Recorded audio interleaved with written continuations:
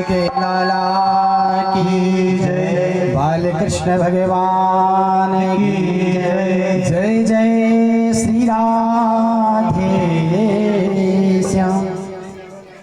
तो बहुत सुंदर दृश्य नंद जी के यहाँ खूब बधाइयाँ बांटी जा रही है,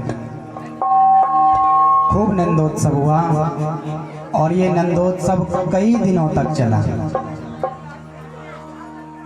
जरा ध्यान दीजिएगा, ये जो नंदोत्सव हुआ है ये कोई एक दो दिन का उत्सव नहीं हुआ, ये कई दिनों तक जब उत्सव चला तो उत्सव जब चला तो एक दिन यशोदा जी और नंद बाबा को ध्यान आया कि उत्सव में सभी लोग आए हैं।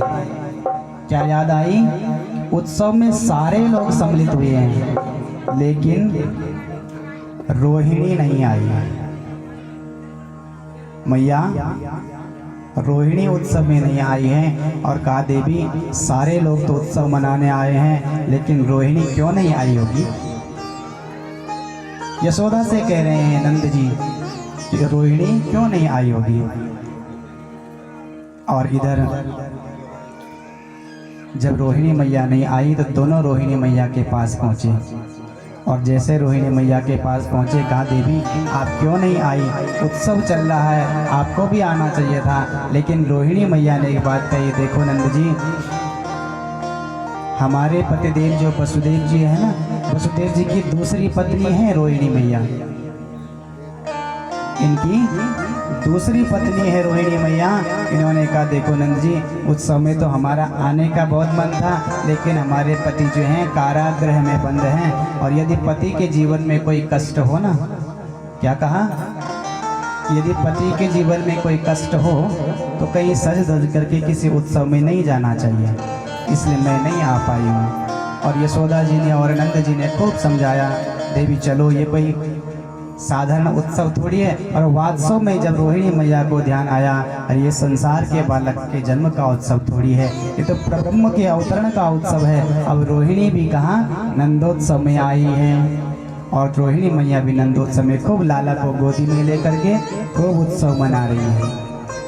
और इधर कुछ समय पर्यंत जब उत्सव चलता रहा तो एक दिन वसुदेव जी महाराज कहाँ मथुरा गए। इधर उत्सव चल रहा है क्योंकि वसुदेव जी को ध्यान आया कि नंद जी को ध्यान आया कि मथुरा जाना है और मथुरा जाकर के कंस को कर देना है। कर लगाता था ना राजा कंस छोटे छोटे राजाओं पर, तो आज कर को लौटाने के लिए नंद बाबा मथुरा गए हैं। और मथुरा जब गए तो एक बार वसुदेव जी से भेंट हो गई। कुछ समय के लिए छोड़ दिया था कंस ने देवकी वसुदेव जी को और वसुदेव जी से भेंट हुई और नंद बाबा वसुदेव जी से पता है क्या कह रहे हैं? कह रहे वसुदेव जी महाराज आपके घर में आपके यहाँ 8 पुत्रों का जन्म हुआ, 7 पुत्रों का जन्म हुआ और कंस ने जो है सबको मार दिया। सप्तम तो गर्भ में ही नष्ट हो गया था, 6 बालकों की हत्या कर दी। और मैंने सुना है तुम्हारे घर जो 8वीं बार जो कन्या आई थी ना, देखो क्या कह रहे हैं कि 8वीं बार जो कन्या आई थी और कन्या को भी जब कंस ने पटकना चाहा तो आकाश मंडल में चली गई थी। अरे नंद और यहाँ वसुदेव जी कंस ने बड़ा अन्याय किया है तुम्हारे साथ। इधर अब वसुदेव जी नंद जी का मन रखने के लिए बात कह रहे हैं, ध्यान देना इस बात पर। वसुदेव जी कह रहे हैं नंद बाबा, हे भैया ये समझो कि जो तुम्हारे घर में छोटा वाला बालक है ना, वो समझो मेरा भी पुत्र है। नंद बाबा ने कहा क्यों नहीं महाराज, आपका भी पुत्र है। देखो स्पष्ट तो नहीं कहा कि मैं छोड़ करके आया था उसे वहाँ पर, मेरा बेटा है, ये तो नहीं कह सकते थे, लेकिन इशारों में कह दिया कि जो तुम्हारे घर में छोटा वाला है ना, वो मेरा भी पुत्र है मानो। तो अब वसुदेव जी से भेंट हुई। इधर नंद बाबा जो है कंस को कर दे करके जैसे लौट रहे थे तो इधर अब कंस को पता चल गया कि ब्रजमंडल में मेरे काल ने जन्म लिया है, किसी बालक ने जन्म लिया है। और इधर कंस ने आपातकालीन सभा बुलाई मानो, और आपातकालीन सभा में प्रस्ताव रख दिया कि ब्रजमंडल में जितने भी बालकों ने जन्म लिया है 1 माह के अंदर, राक्षसों को भेज करके, दूतों को भेज करके उनको सबको नष्ट करने का प्रस्ताव जैसे बना रहा था ना कंस। इतने में मेरी माताओं प्यारे बंधुओं, पूतना सामने आई और पूतना ने कहा, इन सबको कौन घुसने देगा घर घर में, मैं जाऊंगी और जो भी बालक तुम्हारा काल ने जहाँ पर भी जन्म लिया है उसको मैं नष्ट करके आऊंगी। और इधर अब कौन, पूतना को कंस ने भेज दिया है ब्रज में। और जब पूतना ब्रज में आई है मेरी माताओं, तो क्या हुआ, नंद जी के यहाँ तो उत्सव चल ही रहा है, नंद घर आनंद भयो, छोटी बात थोड़ी है, भगवान का प्राकट्य हुआ है। और इधर ये पूतना अपना सुंदर श्रृंगार करके गई है। कैसी है पूतना, अपने श्रृंगार में गई, घूंघट लगा करके गई, और घूंघट लगा करके जब गई अपने स्वरूप को बदला, अपने वेश को बदला, और जैसे यशोदा मैया के आंगन में पहुंचती है ना पूतना, जैसे यशोदा मैया के अंगना में पहुंचती है तो यशोदा मैया की जो सखियां हैं ना, सबने कहा देखो ये एक कौन आ रही होगी, कौन सी नारी होगी, अरे इसकी थोड़ी लंबाई ज़्यादा है, क्योंकि राक्षसी है भैया, स्वरूप बदला है लेकिन अपना शरीर पूर्ण रूप से नहीं बदल पाई। तब तक दूसरी ने कहा भैया ये यशोदा माँ की कोई बचपन की सहेली होगी। क्या होगी, बचपन की कोई सहेली होगी। और जैसे ये अभिनंद भवन के द्वार में प्रवेश कर रही है, और जैसे द्वार में प्रवेश कर रही है तो जहाँ पलना पर लाला सोए है, हमारे कन्हैया पलना पर जहाँ पर लेटे हैं ना गोपाल, वहाँ पलना के पास पहुँची है। यशोदा से कहा देवी हम भी आपके बच्चे को आशीर्वाद देने आई, हम भी आपके लाला को आशीष देने आई हैं। और यशोदा मैया कहती है जरूर बहन, आप सभी के आशीर्वाद से लाला हुआ है, अवश्य आप भी आशीर्वाद दीजिए। और इधर मेरे घर में जो है अनेक प्रकार के आने जाने वाले लगे। देखो जब बालक का जन्म होता है ना, खुशी का माहौल होता है, तो सभी लोग दर्शन के लिए आते हैं, सभी लोग देखने के लिए आते हैं। आज यशोदा मैया के यहाँ पे अनेक प्रकार के लोग आ रहे हैं। और मैया ने कहा देवी आप दर्शन करो, खूब आशीर्वाद देना, मेरा लाला खूब चिरंजीवी हुए। क्या कहा, खूब चिरंजीवी हुए मेरे लाला, खूब जीवे लाख बरस तक, ऐसा आशीर्वाद देना बहन। और इधर यशोदा मैया रसोई घर में गई, और इधर जैसे ये पूतना जो है कृष्ण के सामने गई, छोटे से लाला के पास गई, छोटे से कन्हैया के पास गई माताओं। और जैसे ही इसने जो अपना घूंघट हटाया, और जैसे घूंघट हटाया तो भगवान ने तुरंत अपनी आंखें बंद कर दी। कन्हैया ने, समझ रहे हैं आप, ठीक से समझ रहे हैं ना, जैसे इसने घूंघट हटाया तुरंत कृष्ण ने अपनी आंखें बंद कर दी। मानो भगवान समझ गए हैं कि अपने स्तनों पर विष लगा करके आई है, आई तो मुझे मारने के लिए है, लेकिन काम वो करने आई है जो एक माँ करती है, जो कार्य एक माँ करती है। अपना दुग्ध पान कराने आई है, अपना स्तन पान कराने आई है। और सोच रहे हैं कृष्ण, मानो संतों ने यहाँ पर भाव दिया है, संतों का भाव है कतिपय कि भगवान ने सोचा कि इस पूतना को कौन सी गति प्रदान करूंगा, और भगवान ने अपनी आंखें बंद कर दी। किसी संत ने दूसरा भाव भी यहाँ पर दिया है, जब भगवान ने आंखें बंद कर दी ना, दूसरे संत ने भाव दिया है कि भगवान ने आंखें इसलिए बंद कर दी कि भगवान के निगाहों में दोनों नयनों में क्या है, एक में सूर्य का निवास और एक में चंद्रमा का निवास। मानो आज सूर्य और चंद्र नहीं चाहते हैं, भगवान सूर्य नारायण नहीं चाहते हैं कि मेरे राम को ये मारे, और ये मेरे राम को मारने आई है। और चंद्रमा नहीं चाहते हैं कि मेरे कृष्ण को मारने जैसे आई है, तो हम इसका दर्शन करें, हम इनको देखें, ऐसा भाव संतों ने दिया है। और इसलिए भी कहा कि यहाँ पर भगवान ने अपनी आंखें बंद कर दी।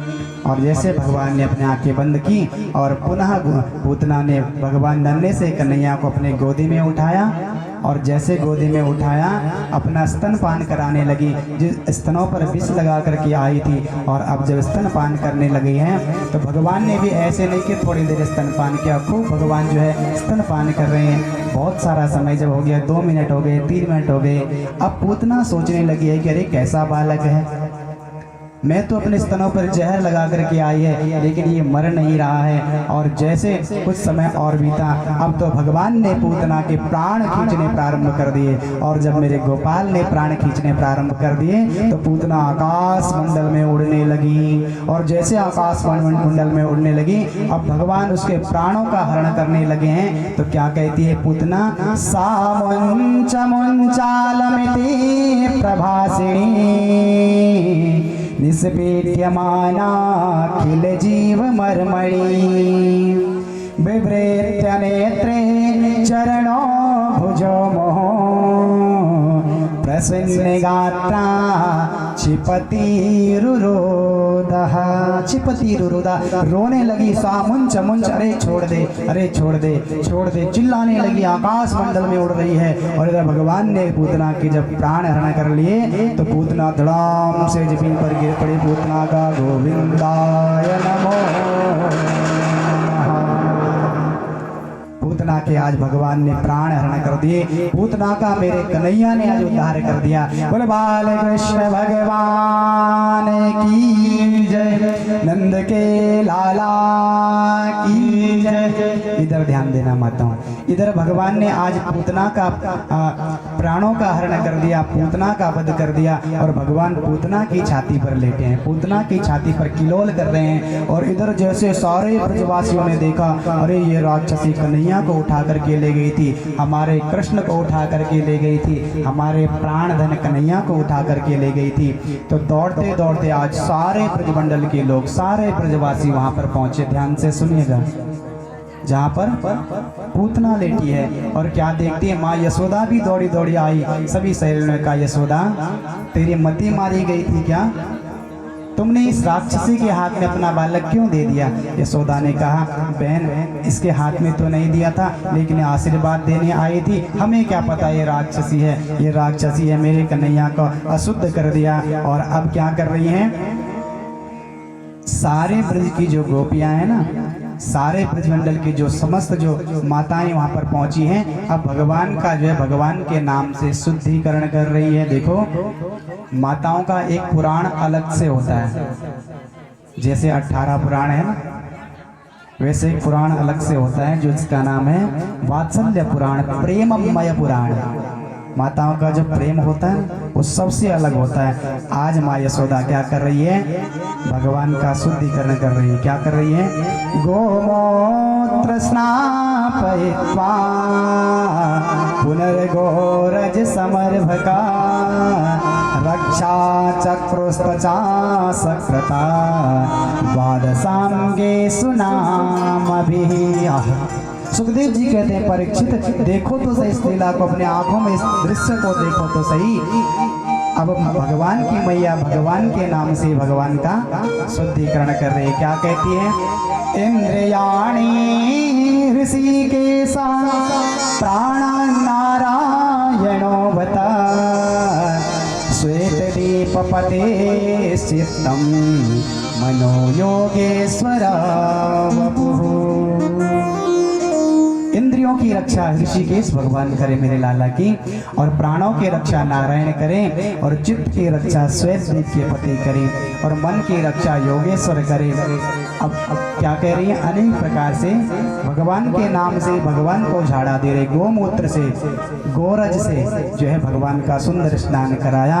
और अब क्या कर रही हैं, सुंदर जब स्नान कराया और अब आज जो है भगवान को सुंदर झाड़ा दे रही थी। यहाँ पर परीक्षित कहते हैं, गुरुदेव अनेक प्रकार से जब क्या हुआ, भगवान के नाम से भगवान को जब झाड़ा दे रही है तो सुखदेव जी महाराज कहते हैं, परीक्षित राम न सकहीं नाम गुण गाई, राम न सकहीं नाम गुण गाई।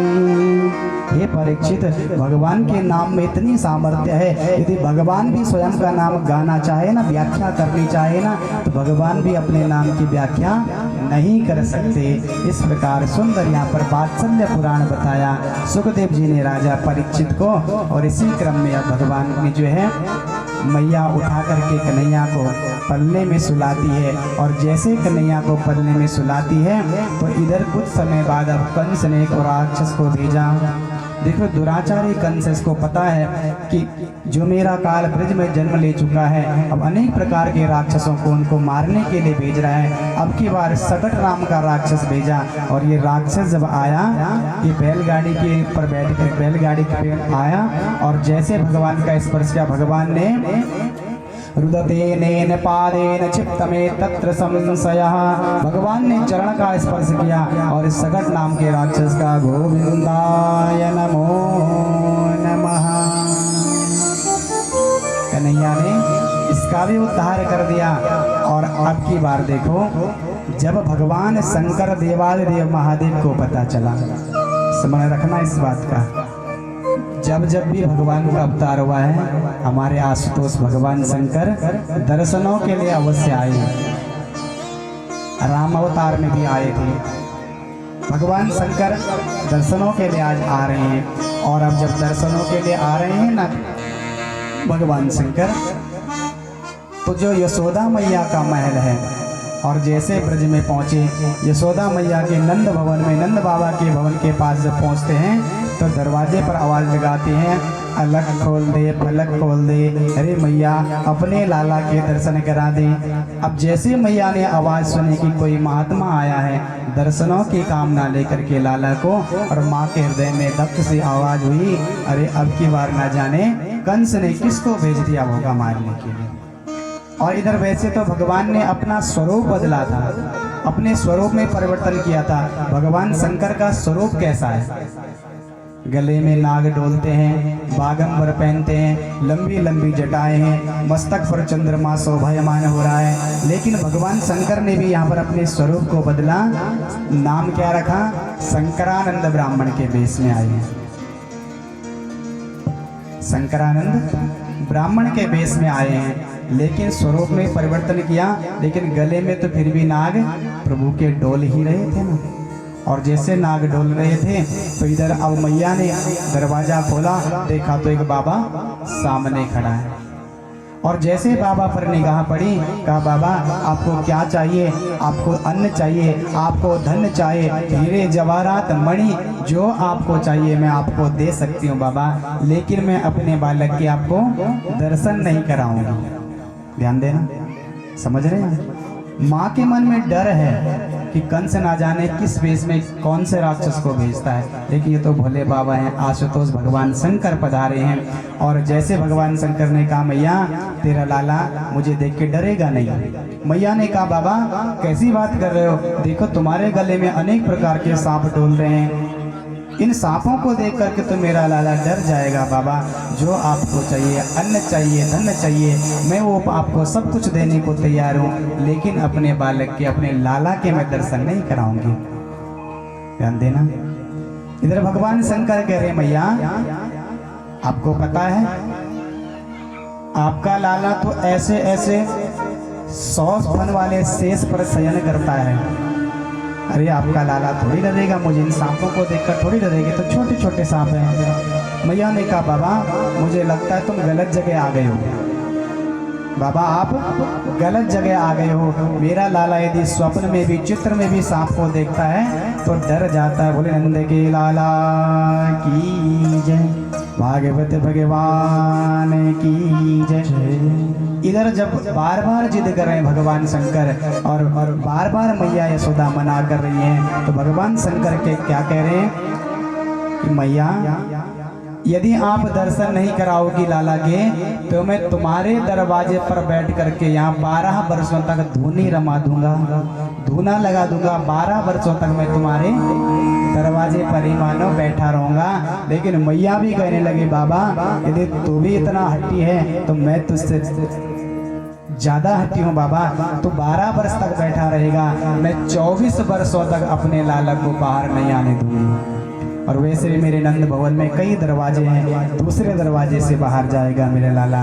कितने दरवाजों पर धूनी रमाओगे बाबा, और मैं आपको अपने बेटे के दर्शन नहीं कराऊंगी। देखना, ध्यान रखना, माताओं के हृदय में पुत्र के प्रति जो स्नेह होता है, जो प्रेम होता है, वो किसी और के हृदय में नहीं हो सकता। इतना डर होता है अपने बेटे को देख करके। और इधर भगवान शंकर समझ गए ये मैया दर्शन नहीं कराने वाली, तो अब भगवान शंकर वहां से उदास होकर के लौट रहे हैं। ध्यान दीजिएगा, जैसे भगवान शंकर उदास होकर के लौट रहे हैं, जैसे अंगना से थोड़ी बाहर पैर रखा तो अंदर जो लाला है वो जोर जोर से रोने लगे हैं। कन्हैया रोने लगे हैं, कन्हैया चिल्लाने लगे हैं। और जब कन्हैया चिल्लाने लगे हैं, इधर बाबा कहाँ पहुँचे हैं? नंद भवन के बाहर एक वृक्ष की छाया में जाकर के बैठ गए। और जैसे नंद भवन के बाहर वृक्ष की छाया में बैठ गए, अंदर लाला रो रहा है, तो सारी गोपियां इकट्ठी हो गई। आसपास की सारी माताएं, सारी ब्रजंगनाएं आ गई और कहा, यशोदा क्यों रो रहा है तेरा लाला? क्योंकि इतना प्रेम करती है कन्हैया से।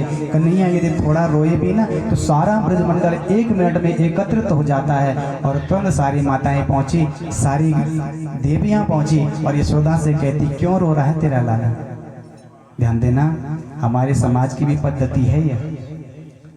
यदि हमारे घर में किसी बालक की तबीयत खराब हो जाती है, कोई रोने लग जाता है, तो सारे लोग आते हैं देखने के लिए क्या हो गया इसको। कोई कुछ बताता है, कोई कुछ बताता है।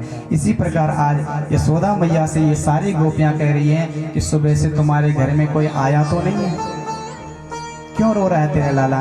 किसी की नज़र तो नहीं लग गई है? यशोदा मैया कहती, देवियों बहनों, किसी और की नज़र तो नहीं लगी होगी, हो सके ना जाने मेरी ही नज़र मेरे लाला को लग गई होगी, इसलिए रो रहा होगा। लेकिन सारी गोपियां कह रही कोई आया तो नहीं तुम्हारे घर में? सारे ब्रज की माताएं कह रही। तो तुरंत माँ यशोदा को याद आया, अरे प्रातःकाल अभी अभी थोड़ी देर पहले एक बाबा आए थे। और कैसे थे वो बाबा? बोले गले में नाग डोल रहे थे, गले में सर्पों की माला पहने थे और बड़ी बड़ी जटाएं थी। और बोले कहाँ से आए थे वो बाबा? बोले कैलाश से आए थे बोल रहे थे। और अरे उस बाबा कोई टोना जानता होगा, बाबा कोई जादू टोना जानता होगा, जाओ उस बाबा को बुला करके लाओ। और आज माँ यशोदा एक गोपी को भेज रही है कि अभी वो बाबा जा ही रहे होंगे, दर्शनों की इच्छा लेकर के आए थे, जा करके वापस बुला के ले आओ। ध्यान देना, ये जो दृश्य है ना, नंद भवन में दृश्य घटित हो रहा है, हुआ है। और वहां पर अब क्या एक गोपी जा रही है और वृक्ष की छाया में भगवान शंकर बैठे हैं। और जैसे वृक्ष की छाया में आशुतोष भगवान शंकर विराजे हैं माताओं, वो गोपी क्या कहती जा करके, चले रे योगी नंद भवन में, चले रे योगी नंद भवन में, तो हे माता यशोदा बुलावे, चले रे योगी नंद भवन में, माता यशोदा बुलावे। वाके लाला को नजर लगी है, राई लोन करवावे। चलने योगी बाबा, अरे बाबा आपको माँ यशोदा ने बुलाया है, नंद भवन में आपको चलना है। अरे उनके लाला को ना जाने किसकी नज़र लग गई है, वो लाला जो है बार बार रो रहा है। भगवान शंकर कह रहे मैं क्यों जाऊँ? भगवान कह रहे मैं क्यों जाऊँ? क्योंकि जब मैं दर्शनों के लिए गया था तो उस मैया ने मुझे अपने लाला के दर्शन नहीं कराए थे। लेकिन अब जब लाला रो रहा है तो मुझे बुला रही है, मैं नहीं जाने वाला। गोपी ने बहुत समझाया, बाबा आपको चलना होगा। और अब भगवान शंकर कहाँ? गोपी के साथ में अब नंद भवन में पुनः पहुँचे हैं। और जैसे माता नंद भवन में पहुँचे हैं ना भगवान शंकर दोबारा, तो अब क्या देखते हैं? फिर कहा मैया लाओ अपने लाला के दर्शन कराओ। और जैसे उस लाला को लेकर के, कन्हैया को लेकर के माँ यशोदा बाहर आई ना, जो कन्हैया रो रहे हैं, कृष्ण रो रहे हैं, माँ यशोदा की गोदी में रो रहे हैं। और भगवान ने तुरंत कहा मैया लाला को जरा मेरी गोदी में तो दो। माँ ने कहा बाबा आपको आशीर्वाद देना है, आपको जो भी झाड़ फूक करना है आप दूर से ही करिएगा, मैं अपने बालक को आपकी गोदी में नहीं देने वाली। तो अब जब माँ नहीं मानी तो बाबा ने कहा तब तक ये कैसे चुप होगा।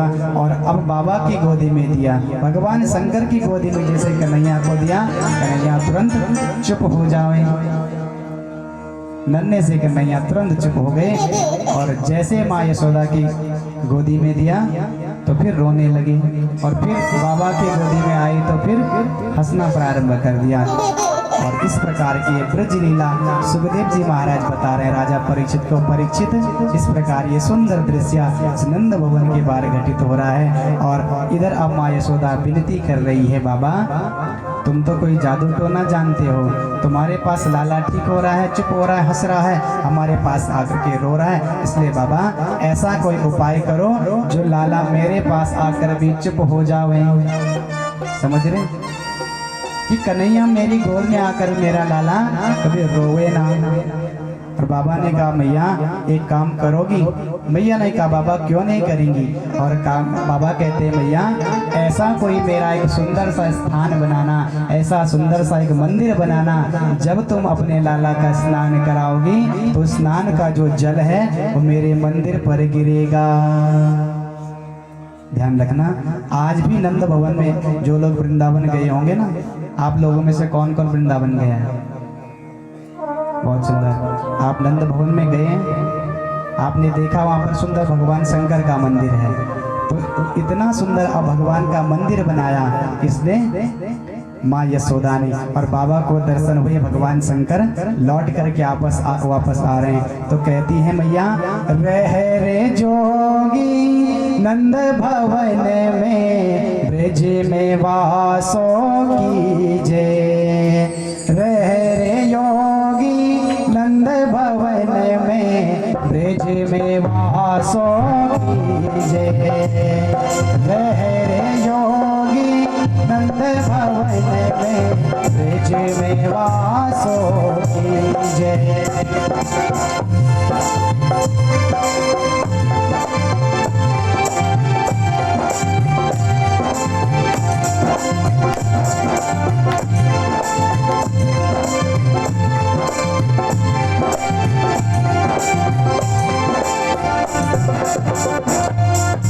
जब जब रोवे मेरो लाला तब तब दर्शन दीजे, जब जब रोवे मेरो लाला तब तब दर्शन दीजे, रह रे योगी नंद भवन में ब्रज में वासो कीजे। हे बाबा आज के बाद जो है आप नंद भवन में रहिएगा, और जब जब मेरा लाला रोएगा तब तब जो है मुझे दर्शन देते रहना। बोले नंद के लाला की जय, भक्त वत्सल भगवान की जय, शंकर भगवान की जय।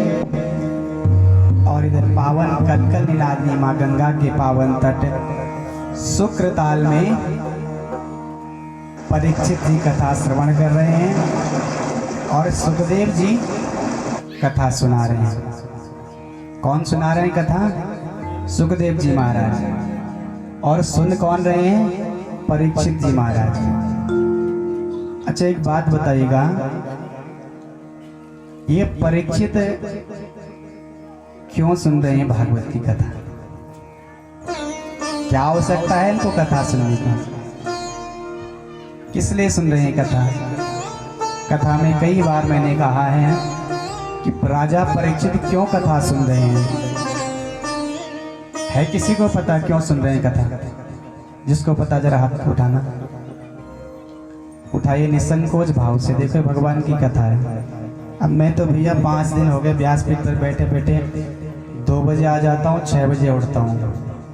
आप लोग तो बीच में उठ भी जाते हैं, नृत्य भी कर लेते हैं, कोई इधर उधर भी चले जाता है, लेकिन मुझे ऐसा ना लगे जो मैं कथा सुना रहा हूँ ना आपको, आपके समझ में ना आ रही हो। इसलिए पूछने का अधिकार बनता है। तो ये आपसे पूछ रहा हूँ, ये परीक्षित महाराज क्यों कथा सुन रहे हैं? कई माताएं प्रथम दिवस से बैठी, लेकिन आपको भी नहीं पता है? पता तो उठाइए हाथ। यानी कि मेरी जो कथा है, जो मैं कथा कह रहा हूँ भगवान की, ये क्या वैसे ही हो रही है? आप कौन से नंबर के श्रोता हैं? फिर तो आप तो तीसरे नंबर के लग रहे हैं मुझे। 3 प्रकार के श्रोता बताए थे ना मैंने, पहले दिन ही बता दिया था कि श्रोता 3 प्रकार के होते हैं। कौन कौन से होते हैं 3 प्रकार के श्रोता? पहला जिसका नाम श्रोता है, केवल और केवल श्रवण करने वाला, जो जिज्ञासा से कथा में आता है और जिज्ञासा से कथा को सुनता है, मन लगा करके सुनता है। मुझे लग रहा तुम पहले नंबर वाले नहीं हो, किसी को पता ही नहीं भैया। दूसरे नंबर का श्रोता क्या बताया था, जिसको बोलते सरोता। सरोता जो सुपारी काटने का काम करता है, जो काटता रहता है, सुपारी कितनी कठोर है उसको भी काट देता है। यानी कि दूसरे नंबर वाले कौन होते हैं, जो कथा में आते हैं लेकिन 50 कमी निकाल देते कथा मंडप पर। अरे भैया मंडप तो ठीक था, थोड़ा सा टेढ़ा था। दूसरी मैया कहते टेढ़ा तो था लेकिन थोड़ा ब्याज जी भी वैसे ही थे वैसे। ये दूसरे नंबर के श्रोता हैं जो केवल आते हैं कथा में और 2-4 की इधर की लगाई, कोई तिथि मिल गई, कोई भूली मिल गई, इधर की पूछी उधर की पूछी और 3 घंटे में अपनी बातों में व्यतीत कर देते हैं। कभी कभी व्यास जी ने बोला भैया मैया आपको देख रहा हूँ मैं, थोड़ी देर के लिए सावधान हो गए, फिर वही की वही। ये दूसरे नंबर के होते हैं। और तीसरे नंबर के होते हैं, इनकी तो पूछो ही मत, ये बड़े अच्छे होते हैं। ये किसी का कोई नुकसान नहीं करते हैं, ये आते हैं और अपने आप किसी भी चीज का सहारा लेकर के जय सिया राम खूब समाधि लगती है। देखो माताओं, न तो दूसरे नंबर का बनना है ना तीसरे नंबर का बनना है। भैया यदि भगवान भैरव जी के मंदिर में कथा हो रही तो पहले नंबर का श्रोता बनना है, तो ये कथा में आना है। इसलिए आप पहले नंबर के श्रोता बनिएगा, कथा को ध्यान से श्रवण करिएगा। क्योंकि चलो मैं मानता हूँ कई माताएं आज आई होंगी, उनको शायद पता नहीं होगा, लेकिन जो भैया पहले दिन से आ रही हैं, मैं रोज कह रहा हूँ कि परीक्षित को सप्तम दिवस मृत्यु का श्राप लगा है। इसलिए सुन रहे हैं कथा, अपने जीवन को सार्थक बनाने के लिए, मुक्ति को पाने के लिए गुरुदेव सुखदेव जी कथा सुना रहे हैं। ध्यान रखिएगा।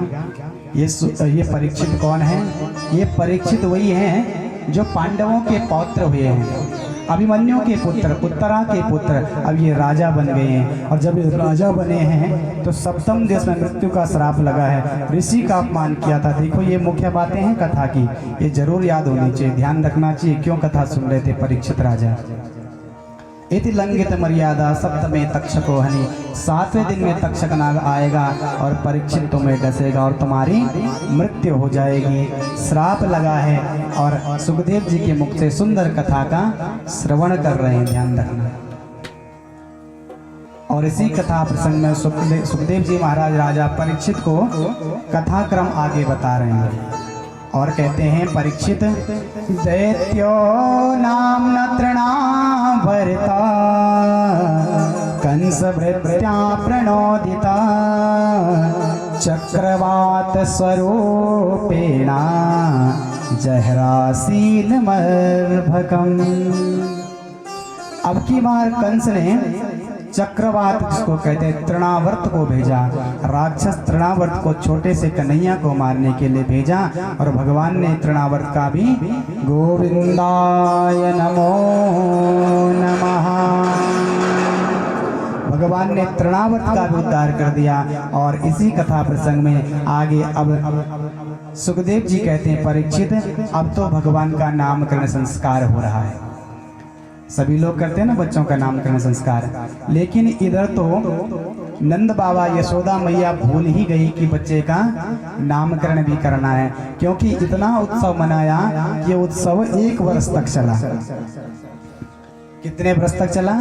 1 वर्ष तक ये नंदोत्सव नंद भवन में चलता रहा। कभी कोई आवे कभी कोई आवे, और आनंद में जो है नंद बाबा मैया यशोदा जो है बालक का नामकरण करना भूल गई।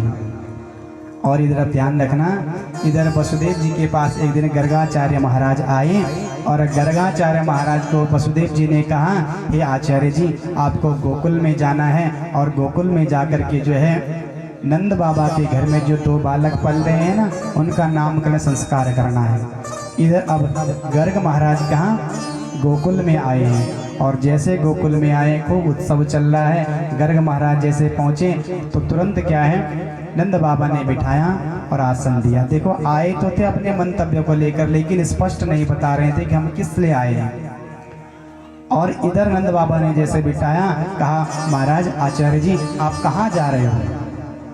गर्ग महाराज ने कहा हमारा क्या है, तो पुरोहित हैं, कभी किसी यजमान के यहाँ चले जाते हैं, कभी किसी के यहाँ चले जाते हैं, किसी के यहाँ नामकरण, किसी के यहाँ विवाह संस्कार कराने चले जाते हैं। तो जैसे नंद बाबा ने सुना कि नामकरण संस्कार कराने जाते हैं तो तुरंत कहा अरे हमारे घर में भी 2 लाला हैं, लेकिन 1 वर्ष के हो गए हैं, अभी तक जो है नामकरण नहीं हुआ है। तो अब क्या कहते हैं कि महाराज यदि आप आए हैं तो आप ही हमारे बालकों का नामकरण संस्कार कर दीजिए। देखो यहाँ पर गर्ग महाराज कहते हैं नंद बाबा मैं तो वसुदेव जी के पुरोहित, वसुदेव जी के कुल का पुरोहित हूँ, इसलिए यदि मैं तुम्हारे बालक का नामकरण संस्कार करूंगा तो कंस को पता चल जाएगा कि गर्ग महाराज ने जो नंद के यहाँ लाला हैं उसका नामकरण संस्कार किया, और कंस के मन की जो शंका है वो अधिक बलवती हो जाएगी। कंस समझ जाएगा कि वसुदेव जी ने अपने लाला को नंद के यहाँ छोड़ करके आए, इसलिए तो गर्ग महाराज ने नामकरण किया है। और कहा हे नंद बाबा आप तो उत्सव भी मनाते तो बड़े धूमधाम से मनाते हो भैया, आपने ना उत्सव मनाया, जन्मोत्सव मनाया, कंस ने पूतना भेजी, सकट आया, इतना व्रत आया, अब आप भी नामकरण में खूब उत्सव मनाओगे तो न जाने कौन सा राक्षस भेजेगा, तुम्हारे लाला को खतरा होगा, इसलिए मैं तुम्हारे लाला का नामकरण नहीं करने वाला। आए तो थे लेकिन मन के ले रहे थे।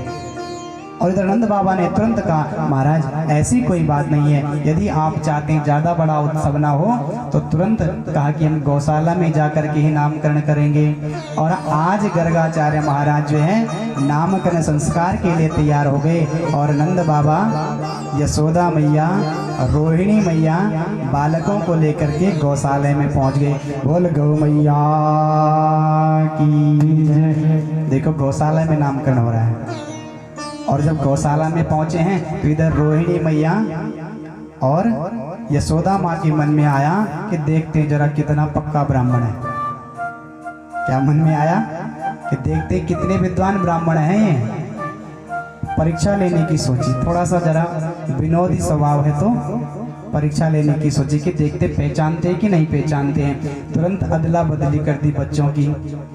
बलराम जी को किसकी गोद में दिया, बड़े लाला को यशोदा की गोदी में, और यशोदा के लाला को रोहिणी की गोदी में, और गौशाला में बैठे हैं। और जैसे ही आज गर्ग महाराज ने गौशाला में प्रवेश किया और गौशाला में जैसे पहुँचे, जैसे ही निगाह कृष्ण पर पड़ी, नंद के लाला पर जैसे निगाह पड़ी, ऐसी समाधि लगी, आंखें खुली की खुली रह गई, श्वास रुक गई, और समाधिस्थ हो गए गर्ग महाराज, मानो आज प्रब्रह्म को पहचान गए।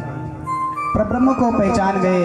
प्रब्रह्म अब जो है गोकुल में लीला करने आए हैं, और जैसे प्रब्रह्म को पहचान गए समाधि लग गई, त्राटक समाधि लग गई। त्राटक समाधि में आंखें खुला, मुख खुला, खुला का खुला रह गया। और एक दूसरी मैया यशोदा एक दूसरे से कहती है, मैया रोहिणी से कहती है देखो कैसा ब्राह्मण आया है। रोहिणी कहती है देवी बहन देखो कैसा ब्राह्मण आया है। अरे ये तो नामकरण तो बाद में करेगा, ये तो पहले ही पधार गए। ये जो है शरीर को छोड़ करके पता नहीं कहाँ इनका मन चला गया है, कहाँ इनके प्राण चले गए हैं। एक दूसरे को हिलाया, देखा तो गर्गाचार्य समाधिस्थ हो गए हैं। और जैसे समाधि से जागे तुरंत क्या कह रहे हैं, अब नामकरण कर रहे हैं। बड़ा सुंदर सुखदेव जी महाराज कह रहे हैं यहाँ पर, क्या कह रहे हैं गर्गमुनि, अयं हि रोहिणी पुत्रो रमयन् सुहृदय गुणे आख्यास्ति राम इति बलाधिक्यात् बलं विदुः। अयं हि रोहिणी पुत्रो, समझ रहे हैं, अयम ही रोहिणी पुत्रो। अरे माँ यशोदा, ये जो तुम्हारी गोदी में है ये रोहिणी का पुत्र है। देखो तुरंत पहचान गई, अयम ही रोहिणी पुत्रो, हे देवी यशोदा, जो तुम्हारे गोदी में है ये रोहिणी का पुत्र है, इसका एक नाम रोहिणी होगा और इसमें बल की अधिकता होगी, इसलिए इसका नाम दूसरा क्या होगा, बलराम। बोले बलराम महाराज की जय। और दूसरी बात कही है, आसना वर्णास्त्रयो हासा ग्रहीतोऽनुयुगं तनो शुक्लो रक्तस्तथा पीता इदानीं कृष्णतां गतः। आसनो वर्णोस्त्रायो, त्रियुगम, 3 गुणों से परिपूर्ण है, पीत वर्ण का, कृष्ण वर्ण का, इसलिए इसका नाम है। जो रोहिणी की गोदी में है ये यशोदा का पुत्र है, इसका नाम मैं कृष्ण रखता हूँ। बोले बाल कृष्ण भगवान की जय। जय जय श्री राधे श्याम। सुंदर मेरी माताओं, नामकरण संस्कार हुआ है। देखो, अयम ही रोहिणी पुत्रो, तुरंत कहा है देवी यशोदा, जो तुम्हारी गोदी में वो किसका बेटा है, रोहिणी का पुत्र है, इसका नाम बलराम होगा। और दूसरी बात कही है, जो यशोदा रोहिणी की गोदी में है वो यशोदा का बेटा है, इसका नाम क्या, कृष्ण होगा। ध्यान रखना, यहाँ पर मानो भगवान ये संदेश देना चाहते हैं, ध्यान से श्रवण करिएगा। प्रभु ब्रज में आए तो लीला करने तो आए हैं, प्रभु को क्या आवश्यकता थी, लीला के लिए आए हैं। प्रभु संसार में प्राणी मात्र को संदेश देना चाहते हैं कि कैसा करना और कैसा नहीं करना है। तो यहाँ पर संदेश दे रहे हैं मानो कि कुल का पुरोहित चाहे कैसा भी हो, पुरोहित में श्रद्धा होनी चाहिए।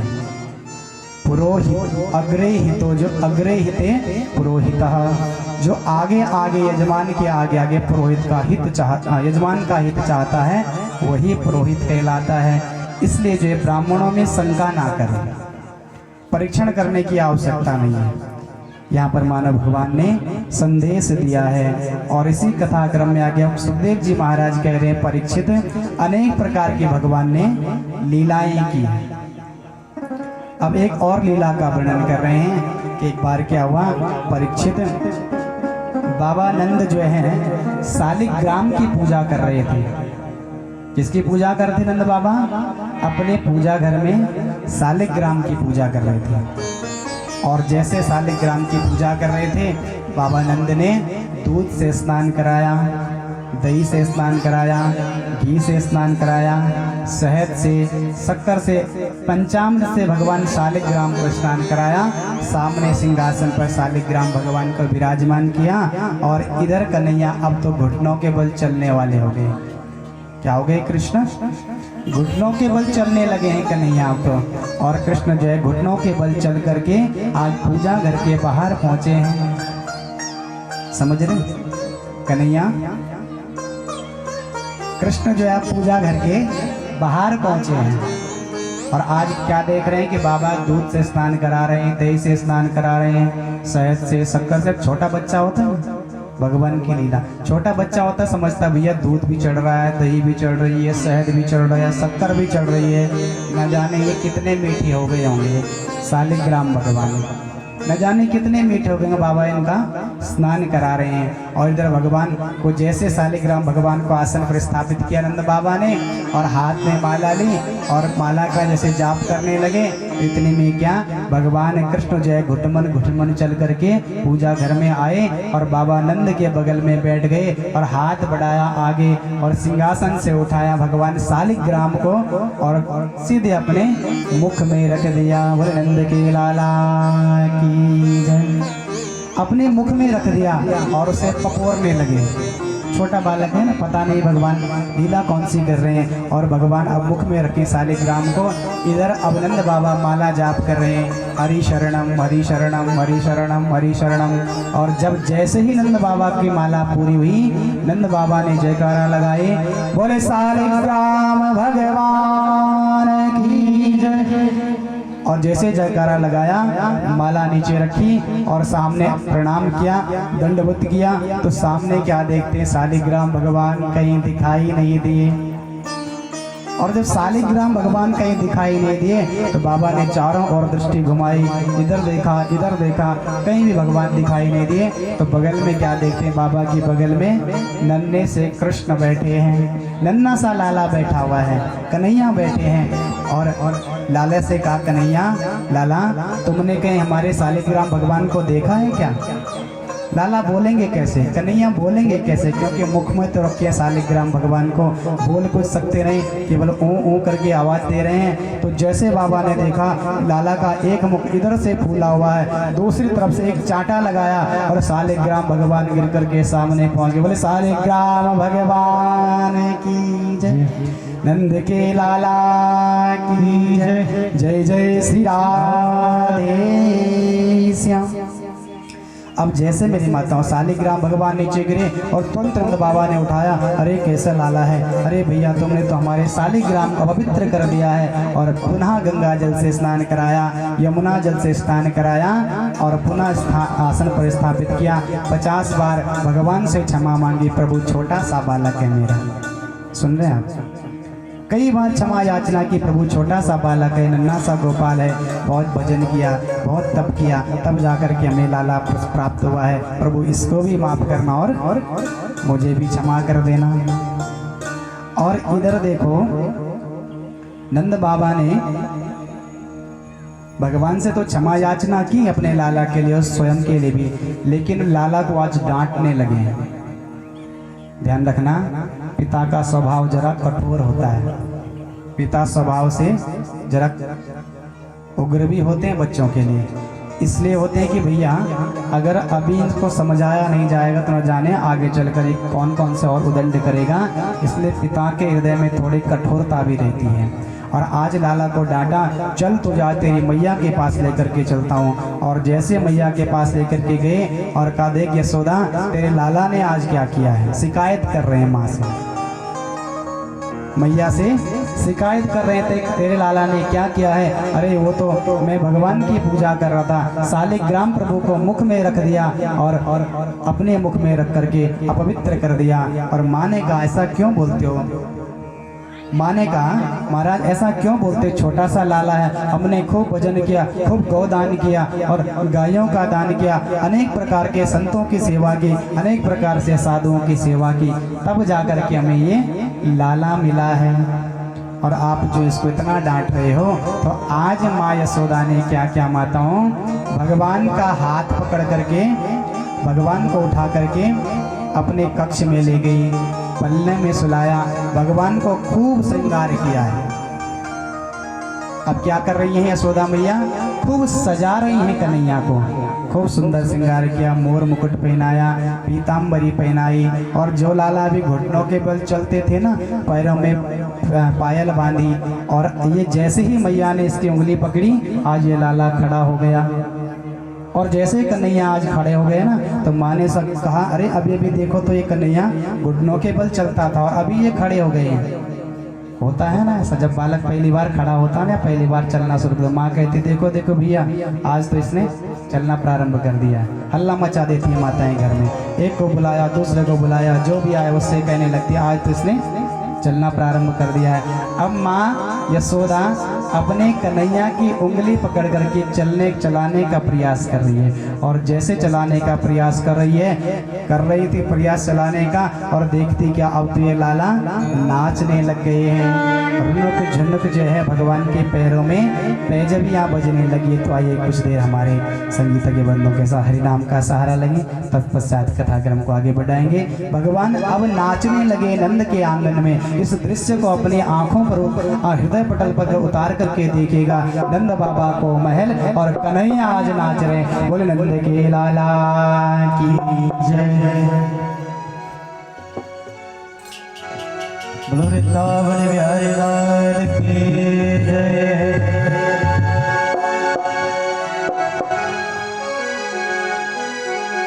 अरे ग्वाल वालों का संग खिले कन्हैया, ग्वाल वालों का संग खिले कन्हैया। ग्वाल वालों का संग खिले बालों कन्हैया, ग्वाल वालों का संग खिले बालों कन्हैया, ग्वाल वालों का संग खिले बालों कन्हैया, ग्वाल वालों को प्यारो मेरो बालों कन्हैया, ग्वाल वालों को प्यारो मेरो बालों कन्हैया, ग्वाल वालों का संग खेले बालों कन्हैया, ग्वाल वालों का संग खेले बालों कन्हैया।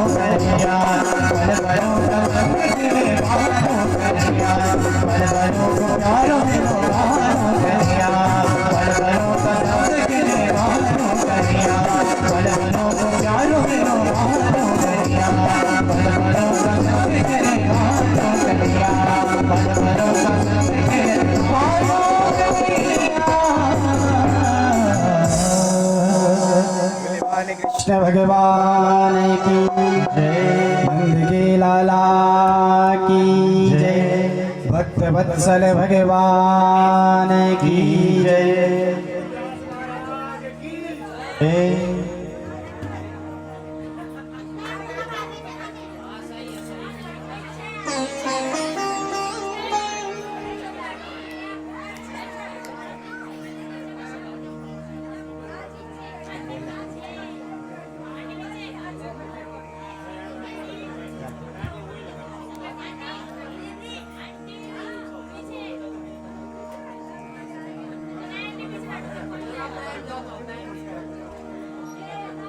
भोले बाले कृष्ण भगवान की जय। आप लोग ये भी नहीं देख रहे कि व्यास जी चुप हो गए।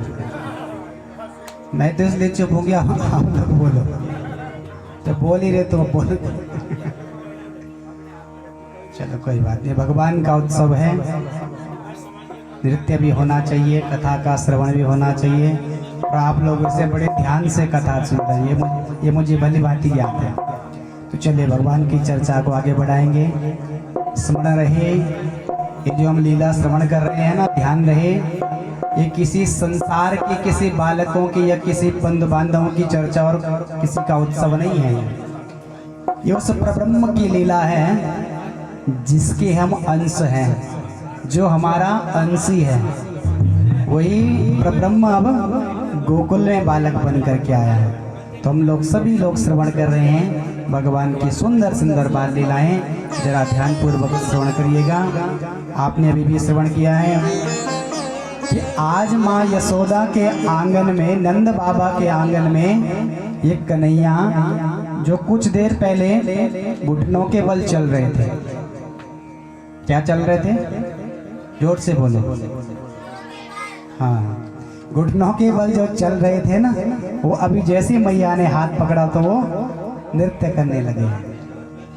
और जब नृत्य करने लगे हैं तो ब्रजमंडल में जो गोपियां हैं ना, एक बार इस बात को समझना, जो गोपियां ब्रजमंडल में आई है कोई साधारण गोपियां नहीं है।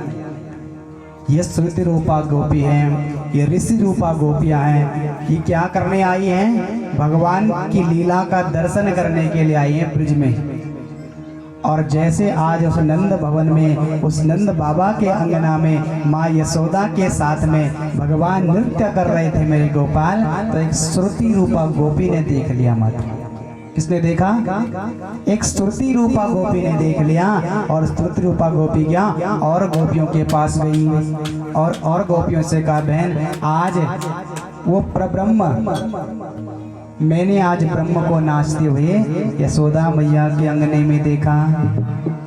और इधर जब नाच रहे थे ना भगवान, तो देवता लोग भी माँ यशोदा के भाग्य की सराहना कर रहे थे। हे मैया यशोदा, धन्य हो तुम, जग जाती गोद में, सो यशोदा की गोद में। अरे जिसकी गोद में संसार लय होता है, प्रलय होता है, पालित होता है, पोषित होता है, वो परब्रह्म आज का माँ यशोदा के अंगना में नृत्य कर रहा है।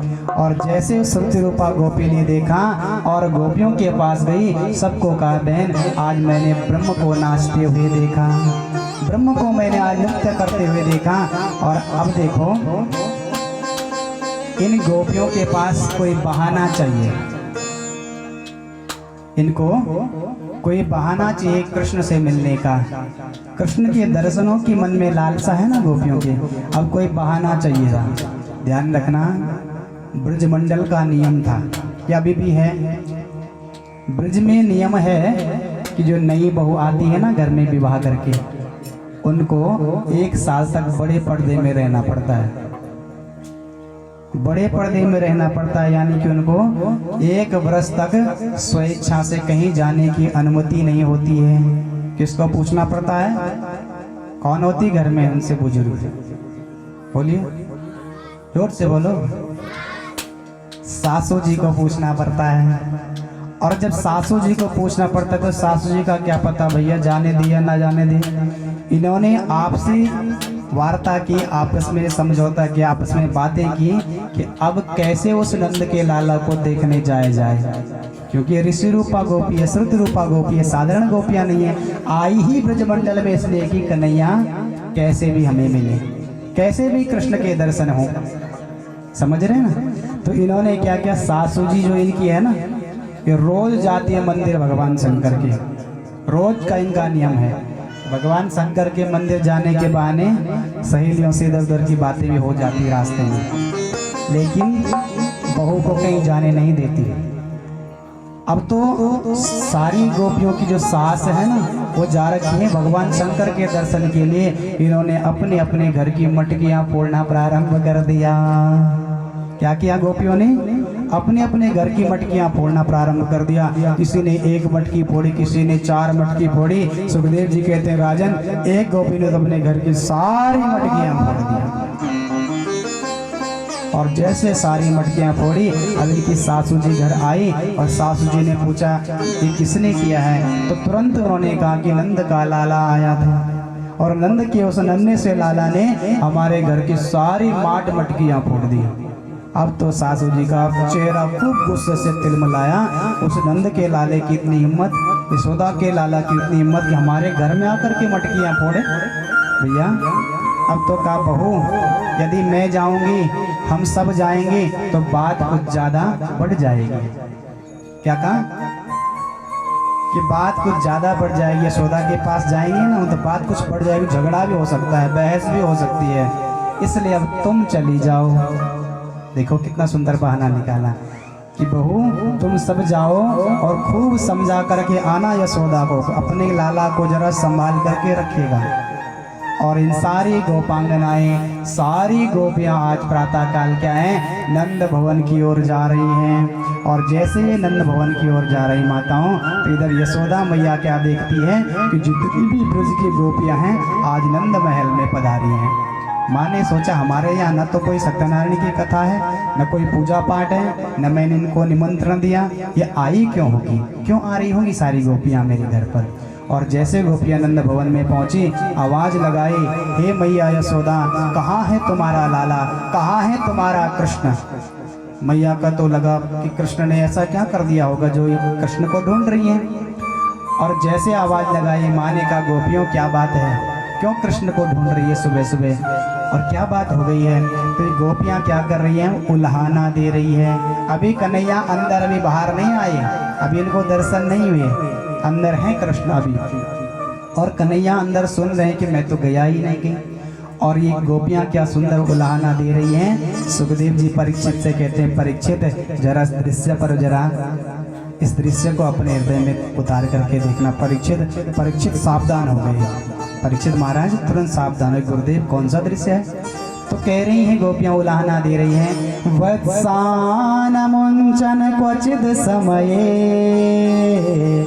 क्रोध संजाता हसा स्तेयं स्वद्यथा दधिपये कल्पितं स्तेय योगः।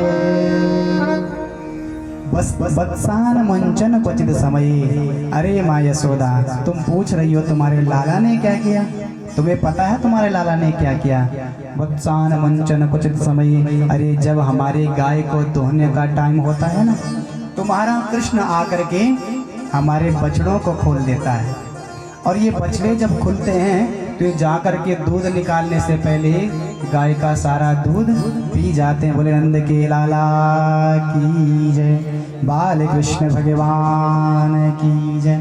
और दूसरी गोपी कहती, मैया इतना ही नहीं, ये हमारे घर में आकर के सारी मटकियाँ फोड़ देता है, और कुछ खाता है स्वयं, और कुछ खिलाता है ग्वाल मंडली को, और जो बच जाता है उसको बंदरों को भी माखन लुटाता है। ऐसा तुम्हारा ये कन्हैया है। तब भी माने का, अरे मेरा कन्हैया तो घर में ही है भैया, कब गया तुम्हारे यहाँ। कृष्ण फिर भी अंदर सुन दे, चुप बैठे हैं कन्हैया, अभी भी चुप बैठे हैं लाला। और इधर तीसरी गोपी कह रही हैं कि मैया एक दिन की तो मैं तुम्हें बात बताऊं कि एक दिन क्या हुआ कि मेरे पति का जन्मदिन था। एक गोपी कह रही है कि मेरे पति का जन्मदिन था, मैंने खूब अपने पति के लिए भोजन बनाया, 56 प्रकार के व्यंजन बनाए, लेकिन तुम्हारा लाला मेरे घर में पहुंच गया। क्या कह रही है, तुम्हारा कृष्ण मेरे घर में पहुंच गया, और जैसे तुम्हारा कन्हैया मेरे घर में पहुंचा और कहा भाभी प्रणाम करता हूं, और कहा भाभी बहुत भूख लगी है, मुझे भी भोजन कराओ। और मैया इतना ही नहीं, मैंने कन्हैया से कहा कन्हैया थोड़ा जरा रुक जा, लाला थोड़ा जरा ठहर जा, जरा भगवान के लिए पहले अलग निकाल देती हूँ तब तुझे कराऊंगी। और ये तुम्हारा जो कृष्ण है, तुम्हारा जो कन्हैया है, तुम्हारा जो लाला है, ये सीधे नाराज होकर के अपने घर को आ गया और एक बात मुझे कह गया। क्या बात कही कन्हैया ने? कि भाभी आज जो होगी देखी जाएगी। क्या देखी जाएगी? आज जो होगी सो देखी ही जाएगी। और कन्हैया इतना कह करके गुस्से में वापस आ गए। और रात्रि को क्या हुआ, आधी रात का समय हुआ, मैंने अपने पति को खूब भोजन करा करके सुला दिया। पति सो गए थे। तुम्हारा कृष्ण ना जाने कहाँ से आया, तुम्हारा श्री कृष्ण ना जाने कहाँ से आ गया। रात में मैं भी सो रही थी, मेरे पति भी सो रहे थे। ध्यान से सुनना, किसकी लीला है? हमारी, तुम्हारी नहीं ना, ये भगवान की लीला है, भगवान की बाल लीला है। तो गोपी कहती मैया इतना ही नहीं, मैं भी सो गई थी, मेरे पति भी सो गए थे। तुम्हारा कृष्ण ना जाने कब आया, रात को मेरे पति की दाढ़ी और मेरे सिर की चोटी एक साथ बांध करके भाग गया। बोले नंद के लाला की। और जैसे मेरे पति की दाढ़ी और मेरे सिर की चोटी एक साथ बांध करके भाग गया। और आधी रात को मेरे पति को प्यास लगी। जब पति देव पानी पीने के लिए उठे तो मैं भी पीछे से खींचती जा रही हूँ। मैंने कहा भैया क्या कर रहे हो? उन्होंने कहा तुम क्या कर रही हो? मैं खींच रहा हूँ या तुम खींच रही हो? और न जाने मैया थोड़ी देर बाद जैसे प्रकाश किया, लाइट जलाई तो क्या देखा, तुम्हारे कन्हैया ने मेरे पति की दाढ़ी और तुम्हारी मेरी चोटी एक साथ बांध करके भाग गए। बोले नंद के लाला की जय, भक्त वत्सल भगवान की जय। और जैसे माँ ने सुना, रे ये कन्हैया इन बूढ़ी गोपियों, इन गोपियों को जो है पागल बनाता है, परेशान करता है। आवाज लगाई कन्हैया कहाँ हो तुम? जल्दी कृष्ण दौड़ करके आए। बोले मैया क्या है? और जैसे मैया के पास कन्हैया आए ना आज, अब यहाँ पर सुखदेव जी कहते परीक्षित लीला करने में तो भगवान कुशल है। अब माँ यशोदा खड़ी हैं और कृष्ण जो है माँ यशोदा के पल्लू को पकड़ करके थर थर थर थर काँप रहे हैं। कृष्ण जो है काँप रहे हैं, डर रहे हैं मैया अब ना जाने डांटेगी मैया, और काँप रहे हैं कृष्ण। और ऊपर से देवता लोगों ने कहा मैया यशोदा तेरे भाग की कोई तुलना, कोई वर्णन नहीं कर सकता, कितनी भाग्यशाली है तू मैया यशोदा। और जो प्रब्रह्म जिसके इशारे पर यह समस्त ब्रह्मांड, जिसके भ्रुकुटी टेढ़ी होने पर लय हो जाता है, उस मुस्कुराने पर जो संसार पालित पोषित हो जाता है, ऐसा प्रब्रह्म आज तुम्हारी साड़ी का पल्लू पकड़ करके थर थर थर थर थर थर कांप रहा है। और इधर मैया ने कहा कन्हैया क्या तुमने ये सब किया है? तो कन्हैया ने कहा मैया ये सब झूठ बोल रही हैं। मैया इनकी बातों का भरोसा मत करना, ये सारी झूठ बोल रही है, सारी गोपियाँ हैं ये मुझे बदनाम करने के लिए सब झूठ बोल रही है। तो कन्हैया क्या कहते हैं, इनको पतियारो करे मैं तस करे ये सा, चोर नाम मेरो धर्यो माँ मेरो होने न देगी ब्याह। क्या कह रहे हैं कन्हैया मैया, इनकी बात का यकीन मत करना, ये मुझे चोर नाम देती, मुझे तस्कर कहती है, इनकी बात का यकीन मत करना, ये मेरा ब्याह भी नहीं होने देगी। देखो छोटे से कन्हैया कहते हैं मेरा विवाह भी नहीं होने देगी।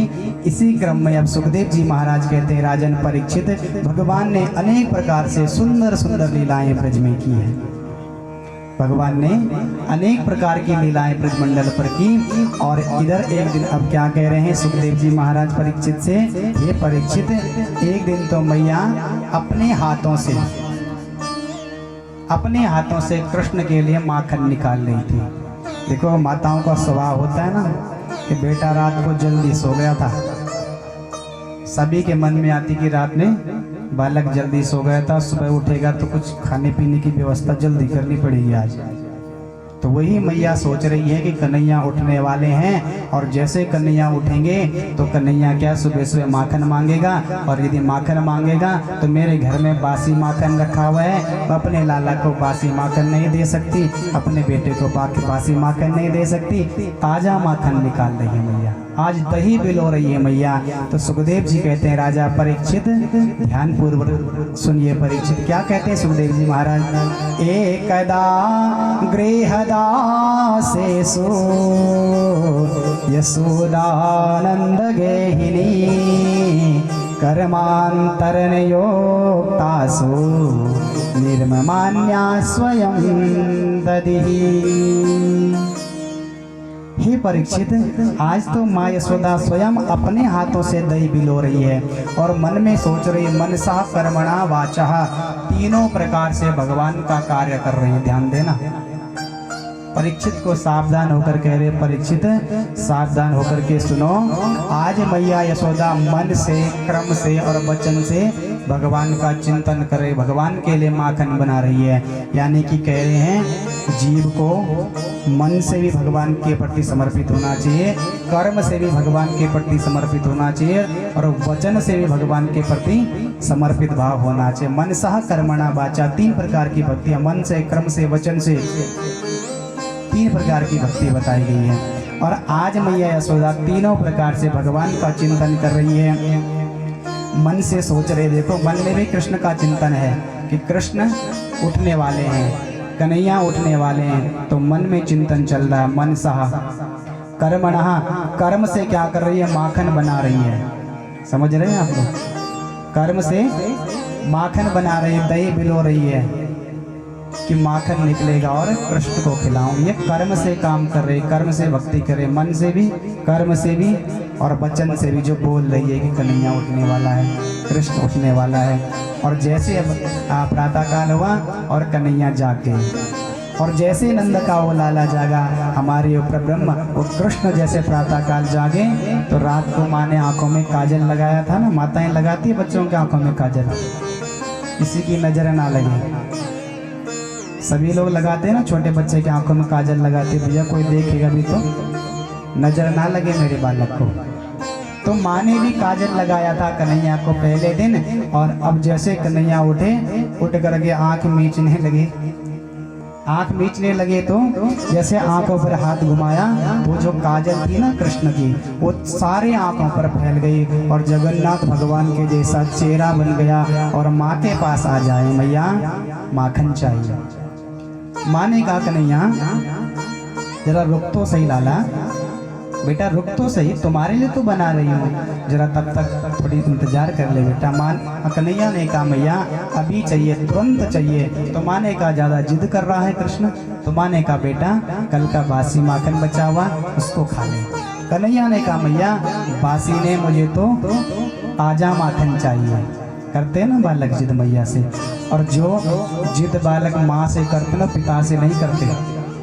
ये समझ रहे हैं ना बात, जो बात माँ को बेटा बताता होगा ना, वो पिताजी को नहीं बता सकता जल्दी से। आज मैया से कह रहे मैया ताजा माखन चाहिए माँ। तो माँ यशोदा क्या कह रहे, बेटा जरा मुझे बनाने तो दे।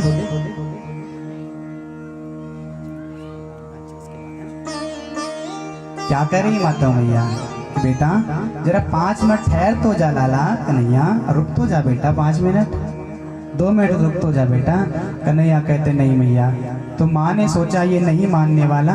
माँ ने कहा देखो माताओं का स्वभाव होता है किसी भी प्रकार से अपने बालक को रिझाना, एक माँ के अलावा किसी और को इतना नहीं आता जितना एक माँ रिझा सकती है ना अपने बेटे को, बहला सकती है ना कि बेटा ये कर ले, थोड़ा जरा इधर खेल ले, थोड़ा जरा उधर खेल ले। तो आज मैया यशोदा भी अपने कन्हैया को ऐसा ही बहला रही है कि तब तक माखन बन जाएगा, निकल जाएगा। तो कह रही बेटा देख मैं तेरे लिए चंदा ला करके दूंगा। अब तो भगवान माखन भी भूल गए, देखो छोटे से बस कन्हैया है ना, माखन भूल गए और अब क्या कह रहे मैया मैं तो चंद्र खिलौना लूंगा। मैया मुझे चंद्रमा खेलने के लिए चाहिए। और माँ ने सोचा कैसे करके भी इसको जरा चुप करा करके रखना है। माँ ने एक परात उठाई पानी की, उस परात में पानी ढक करके अंगना में रखी और ऊपर चंद्रमा भी, रात्रि पूरी से ठीक से नहीं खुली, चंद्रमा का जो है प्रतिबिंब उस परात में दिखने लगा। कहा कन्हैया देखो चंद्रमा तुम्हारे लिए लेकर के आ गया। कितना रिझा रही मैया ब्रह्म को, उस कृष्ण को, उस कन्हैया को, नंद के लाला को, अपने लाला को मैया जैसे रिझा रही है। तो थोड़ी देर बाद मैया ने क्या किया, कन्हैया ने क्या किया, उस पानी की परात में हाथ डालना शुरू कर दिया। समझ रहे, सुन रहे? पानी की परात में जब हाथ डाला तो चंद्रमा इधर उधर हिल रहे, इधर उधर हो गए चंद्रमा। कहा मैया कहाँ है चंद्रमा? तो माँ ने कहा चल चंद्रमा भी छोड़, मैं तेरे लिए बहू ला करके दूंगी। देखो क्या कह रही है मैया, बहू ला करके दूंगी। अब तो चंद्रमा भी भूल गए, अब कह रहे हैं मैया मुझे तो बहू चाहिए। मैया कहती कन्हैया तुझे पता भी है बहू होती कैसी है? अरे लाला बहू इतनी छोटी तेरे जैसे तो थोड़ी होती, बहू तो खूब लंबी खूब बड़ी होती है। ऐसी बहू ला करके दूंगी तुझे, लेकिन अभी कहाँ से ला के दूं कन्हैया? माँ ने कहा कन्हैया, लाला ने कहा मैया मुझे तो बहू चाहिए और अब ही चाहिए, आज ही चाहिए और अभी चाहिए। तो कहा कन्हैया कहाँ मिलेगी ऐसी बहू? तो कन्हैया ने कहा मैया यदि मैं छोटा हूँ ना तो बहू भी छोटी ला करके दे दो ना मुझे, ज़्यादा बड़ी बहू नहीं चाहिए, छोटी सी बहू चाहिए जिसको मैं जेब में रख करके अपने जब गाय चरावे को जाऊँ तो गौचारण के लिए भी अपने साथ में लेकर के जाओ। बोले नंद के लाला की। क्या कह रहे हैं कन्हैया? ऐसी बहू चाहिए मैया मुझे जिसको मैं अपने जेब में रख करके गौचारण के लिए जाऊंगा ना तब लेकर के साथ में जाऊंगा। मैया समझ गई। मैया ने कहा कन्हैया एक गुड़िया की बात कर रहा है, छोटे से खिलौने की बात कर रहे। मैया गई कहीं से खिलौना ला करके कन्हैया के हाथ में दे दिया। अब तो कन्हैया चुप हो गए। इतने में मैया ने माखन निकाल ही रही थी तो इतने में क्या हुआ, एक गोपी दौड़ती दौड़ती आई, भागती भागती आई। मैया ने क्या किया था, एक काम तो कर रही थी दही पिलोने का, दूसरा कार्य चूल्हे पर दूध रखा हुआ था, घर के चूल्हे पर अंदर दूध रखा हुआ था। गोपी ने दौड़ते दौड़ते कहा मैया तू तो अपने लाला के साथ ही बातों में रह गई, अंदर देख तेरा दूध सारा नीचे चला गया, सारा गिर गया है। और ये मैया को समझ अरे दारे की कन्हैया मैं तेरे साथ बातों में लग गई, मेरा तो दूध सारा गिर गया। कन्हैया जैसे गोदी में बिठाई थे ना गुड़िया को दे करके, कन्हैया को उठाया और नीचे पटक करके चली गई मैया। और दौड़ती दौड़ती मैया जैसे रसोई में पहुंची, दूध को जैसे मैया ने नीचे उतार करके रखा, दूध आधा नीचे गिर चुका था, आधा बर्तन में था। इधर कन्हैया का मुख जो है क्रोध से लाल हो गया। मैया को दूध प्यारा लागे, मैया को दूध प्यारा नहीं लगा।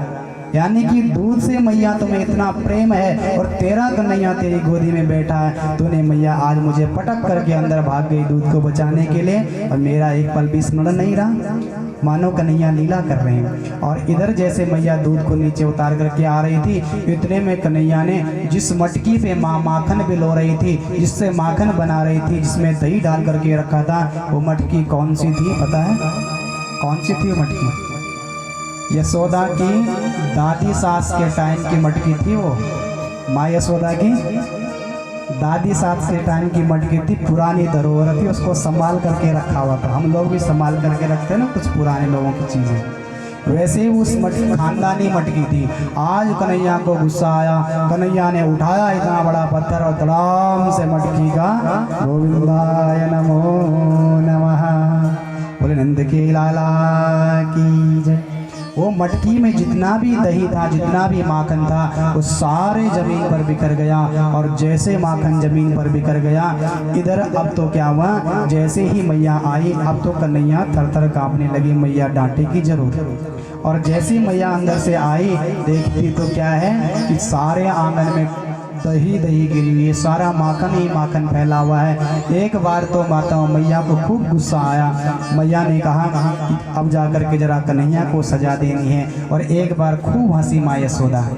छोटा बच्चा कोई लीला करता है ना, हमारा या आपका किसी का भी हो, तो माता पहले खूब हंसती है, देख क्या कर दिया इसने। गुस्सा तो आता है लेकिन अंदर ही अंदर उसको पी जाती है कि देख मैंने इसको इतनी सी बात कही और इसने ये सारा कर दिया। माँ यशोदा भी यही सोच रही कि मैंने इसको गोदी से नीचे डाल करके चली गई थी और इसने सारे माखन की ये मटकी, दादी सास के टाइम की मटकी का गोविंदाय नमो नमः इसको फोड़ दिया है। अब तो माँ ने हाथ में एक छड़ी उठाई, माता क्या उठाई, हाथ में एक छड़ी उठाई, एक डंडी उठाई और डंडी उठा करके कन्हैया को डांटने लगी। देखो माँ यशोदा कन्हैया से अत्यधिक प्रेम कर, इतना प्रेम कोई किसी से नहीं करता जितना माँ यशोदा ने कृष्ण से किया है। लेकिन माँ के मन में एक और विचार आई, यदि इसको छोड़ दिया ना आज तो ये फिर ऐसा करता ही रहेगा।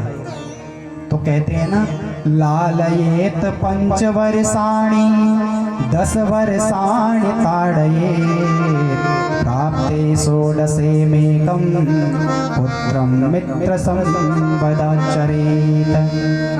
सभी को ध्यान रखना चाहिए। लालयेत पंचवर्षाणि, 5 वर्ष तक जब बालक होता है ना, खूब लाड प्यार करो। जितना प्रेम लुटाना है ना अपने बालक पर, जब तक वो 5 वर्ष का है खूब लुटाइएगा, जितना लुटा सकते हो, जितना प्रेम करना है खूब प्रेम करिएगा। लेकिन लालयेत पंचवर्षाणि 10 वर्षाणि ताड़येत, यदि शास्त्रों ने निर्देश दिया है, शास्त्रों ने संकेत किया है 10 वर्षाणि ताड़येत, समझ रहे।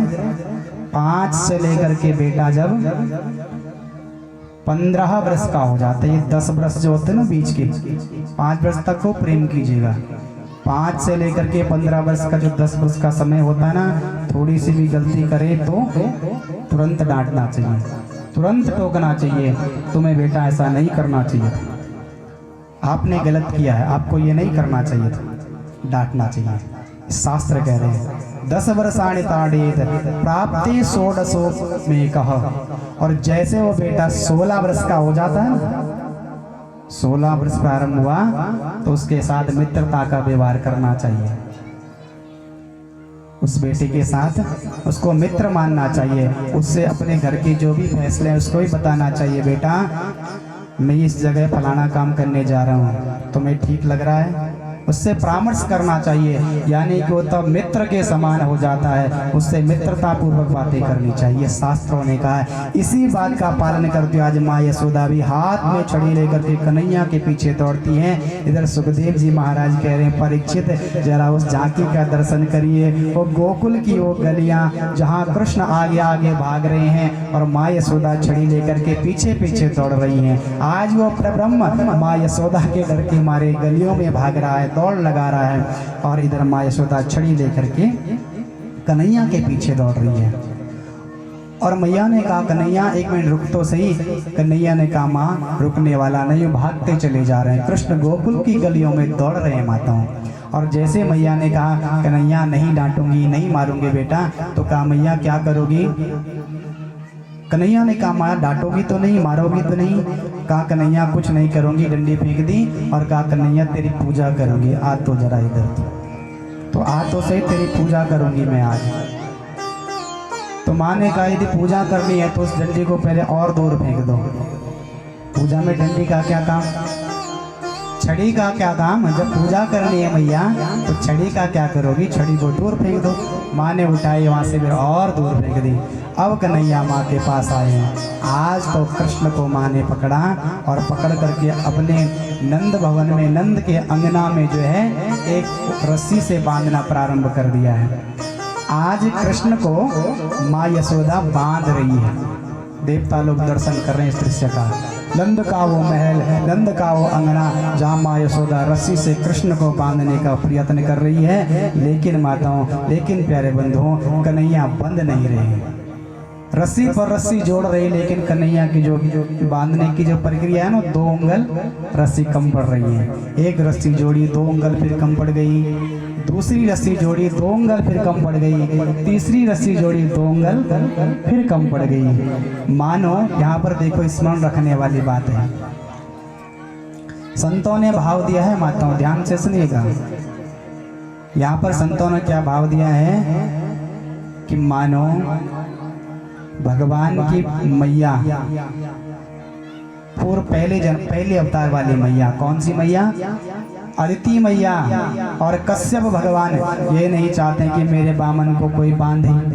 आपने कल बामन चरित्र की कथा सुनी है ना, श्रवण की है ना बामन चरित्र की कथा। छोटे छोटे बटुक बामन भगवान जब गए हैं राजा बलि के यहाँ, तो वही बामन की मैया अदिति और कश्यप नहीं चाहते हैं कि मेरे बामन को कोई बांधे। रस्सी बन करके आए और 2 उंगल पीठ से और छोटी पड़ रही। ऐसी प्रक्रिया चलती गई माताओं, ऐसी प्रक्रिया चलती गई प्यारे बंधुओं। और लेकिन जब कन्हैया ने देखा आज तो माँ का परिश्रम अधिक हो गया है, तो कन्हैया ने क्या किया, माँ से कहा माँ लाओ रस्सी मैं बांध देता हूँ। और जैसे कन्हैया ने रस्सी बांधी तो पूरी हो गई। और आज उस प्रब्रह्म को, उस कन्हैया को, उस नंद के लाला को, हमारे उस गोपाल को आज माँ ने उखल से बांध दिया है। किससे बांधा है?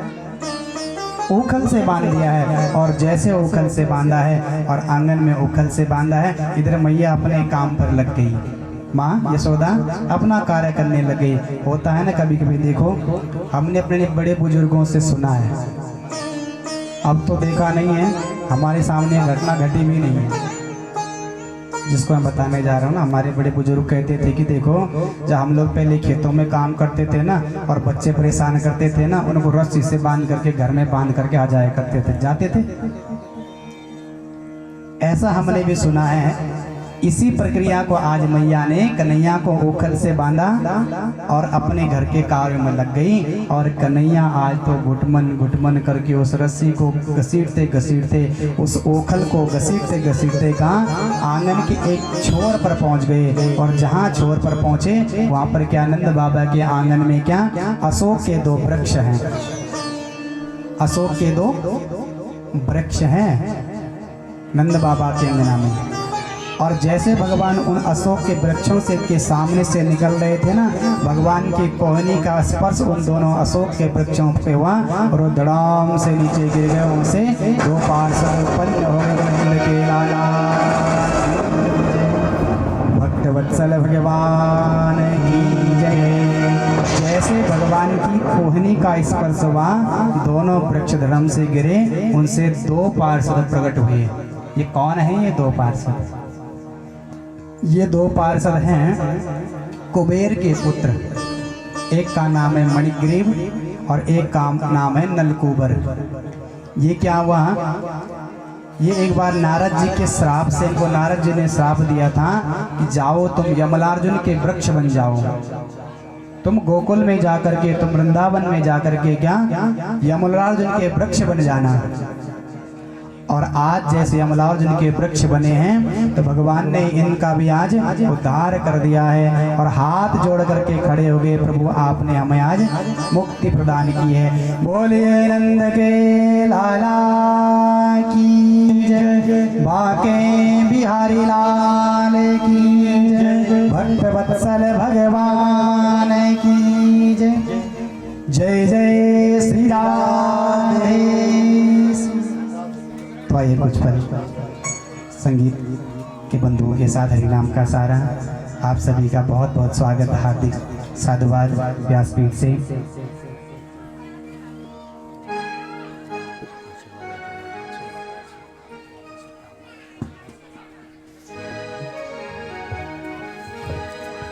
वृंदावन बिहारी लाल की जय, बोले भक्त वत्सल भगवान की जय। अभी हमारे मध्य में यहाँ पर हमारे कनक धनाई भाई साहब पहुँचे हैं, गुरमुख भाई साहब पहुँचे हैं। आपका भागवत पीठ से बहुत बहुत स्वागत, बहुत बहुत हार्दिक अभिनंदन। बोले नंद के लाला की जय, भक्त वत्सल भगवान की जय। जय जय श्री राम श्याम। तो आइए कुछ पल हरिनाम का सहारा लेंगे हमारे संगीतज्ञ बंधुओं के। इसमें बड़े बड़े धूमधाम से आप जो है एक कथा का आयोजन हो रहा है, आप सभी लोग आनंद लीजिए। कृष्ण कन्हैया लाल की जय, वृंदावन बिहारी लाल की जय। रे मोहना कनि भली भजन तेरी बांसुरी, अरे हे कना कनि भली भजन तेरी बांसुरी। हाँ मोहना कनि भली भजन तेरी बांसुरी। जान तेरी बांसुरी मोहरा भरी भरी बाजे तेरी बांसुरी जे गाना दिल लुझी दी जान तेरी बांसुरी जे गाना दिल लुझी दी जान तेरी बांसुरी